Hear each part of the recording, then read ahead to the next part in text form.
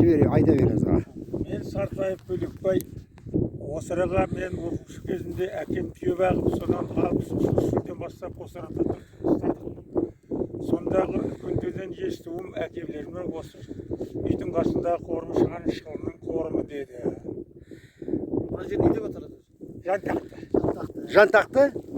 Мен іздеп жүргем сол жантақты. Жантақты. Сол онда. Жантақты деген осы ара. Дұрыс. Дұрыс мінекей. Ананың бірінші жантақты дейді.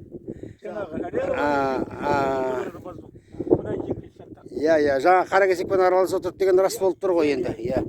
Мынау енді өзі кірме болғасын, өзі солай болып келгесін жерде бұларда жағдай болмаған, құлпытастарды қойылмаған. Ана возрождение несі көрінді. Мынау возрождение осыдан кейін басталай деп тұр ғой, иә? Ар жағында. Возрождение ма? Біз тіреп тұрмыз ғой түбіне. Жақсы. Көп рахмет аға. Бұл кісінің ауылда айтқан әңгімесі шынға айналды. Қаракесектермен аралас отырған деді. Міне Қаракесекті. Бұлар бұл құлпытасты оқу білмейді, бірақ мен оқып тұрмын мінекей. Міне Қаракесек руы. Мынау Қаракесектің төменгі жағында тұрған таңбасы.